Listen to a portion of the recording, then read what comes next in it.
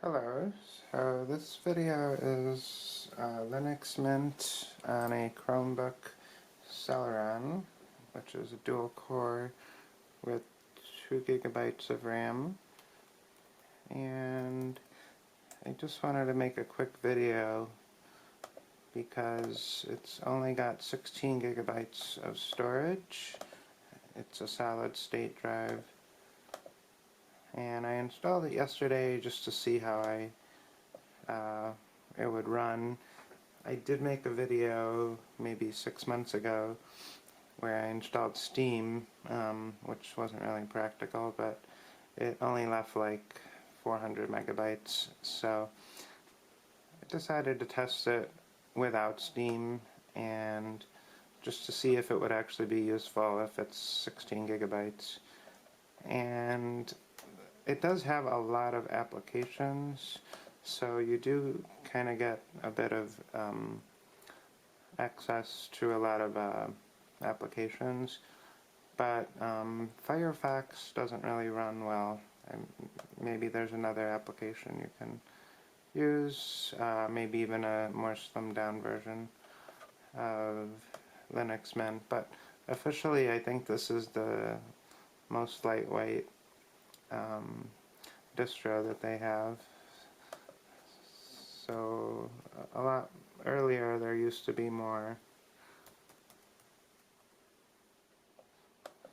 Mint.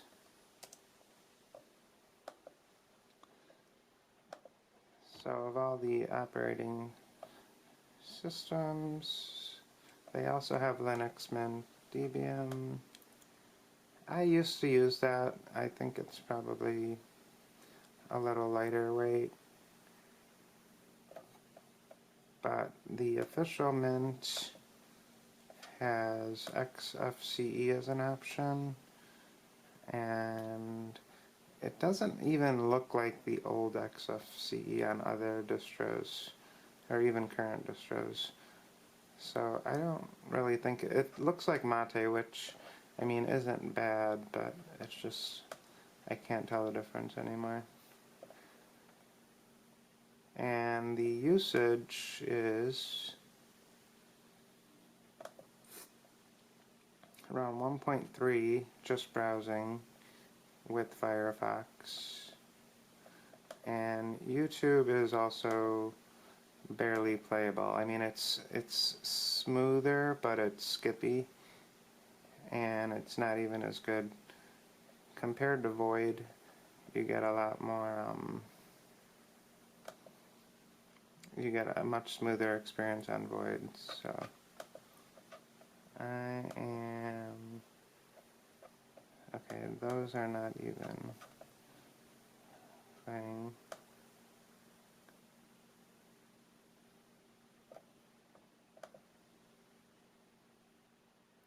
Tis the season for holiday gifting. Get an extra $30 off big holiday deals at Best Buy. Save on JBL speakers, Beats headphones, and more. Gifts from Best Buy plus an extra $30 off orders of $100 or more with code BESTBUY30. Only on Uber Eats. The EVGA Classified Super Record 2 is an utterly unique piece of gaming history. When it was released, this motherboard and the CPUs inside it would have set you back nearly $4,000 US.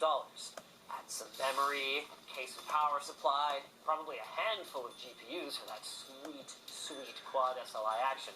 And we are dangerously close to a gaming system that would cost $10,000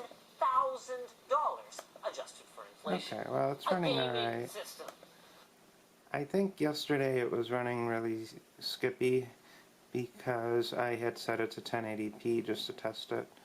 So I think it was just probably not running as well because of that, and I got really close to the maximum RAM. It even pretty much froze, and this Chromebook doesn't really have a control alternate and delete. It has a power button and a backspace, and I tried alternate and F4, so that's one of the things about this Chromebook. It doesn't really have a full keyboard like the Windows one. And so overall, I mean, it's technically usable even with 16 gigabyte, but I think you're going to need at least 32 gigabytes of storage. I mean, maybe 25 gigabytes, but it's just too little left over. One of the nice things, though, is that it does have sound, of course, and having Bluetooth support is good, so it recognized that driver. And another thing I really liked is that it supports the brightness control.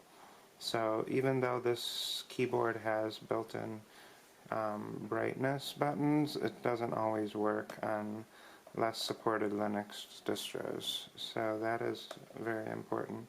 So that's one reason I would use it. Now I could just add a micro SD or SD card, because this Chromebook has a slot on the side, so it's not just kind of sticking out with a USB stick. You could use that as the storage, probably as large as a terabyte, but I have 128 gigabytes to record this video, and I wouldn't use that as a storage just because it's a little slower, and I want to get all the benefits of a solid state drive, even though it's 16 gigabytes, which is actually twice as big as the first solid state I bought with the netbook. So I'm going to just restart it just to show. It does boot up pretty quickly, but again, there's only 2.5 gigabytes left over. So that's core boot. So it only takes like maybe 30 seconds to boot up. Sometimes core boot does that. I think it kind of slows down sometimes. So not always, but I kind of notice. I don't know if the keyboard works. So that boot up did not take very long, but on a baseline, the RAM is around 870, so it's more than half of the RAM, or it's almost half of the RAM, or 3/4.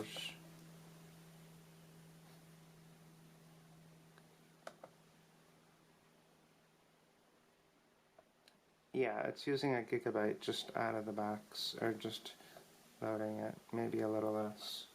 So I have another SD card that I wanted to test.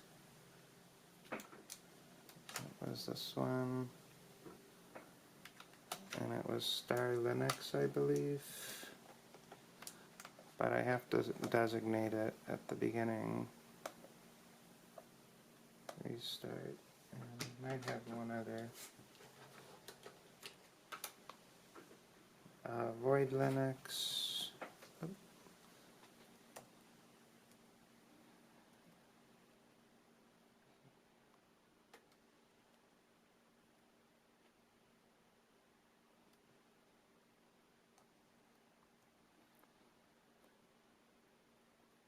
That's basically what I would leave it at, but every time you add a different drive, like USB, it won't recognize it as the same as the SD card, so it doesn't always save. And this keyboard doesn't even have an F10 button, so you kind of have to go to Tab, Commit Changes, and Exit just to make sure that it actually saves.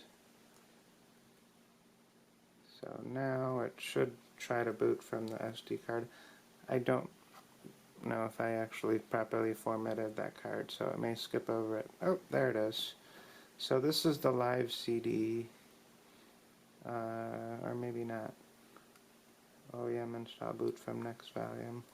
Yeah, this is probably the live CD for Linux Mint, so I'm going to remove that and load Star Linux.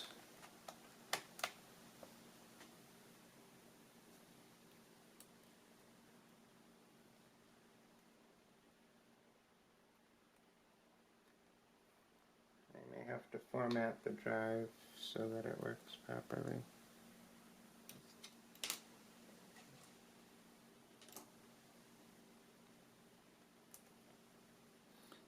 might have skipped it over again. Even if it's an SD card, it won't actually recognize it if you designate USB, because it only designates a specific type of USB in the boot order, and it's only one time. So I'm just powering it off.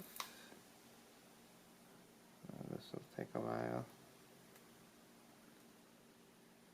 Okay, it just turned off, and now I have to boot it up. Boot manager, change boot order. So I guess both of these drives are not even formatted right.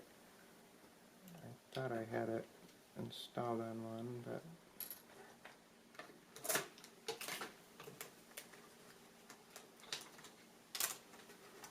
I don't label the SD cards because I end up rewriting them. 1 gigabyte. Okay, let's see what's on this one.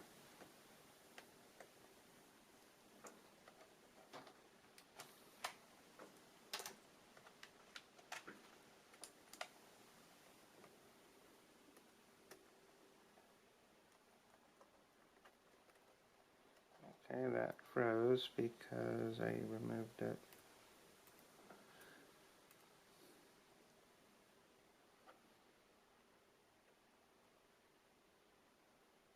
Default boot. Maybe I shouldn't have selected that.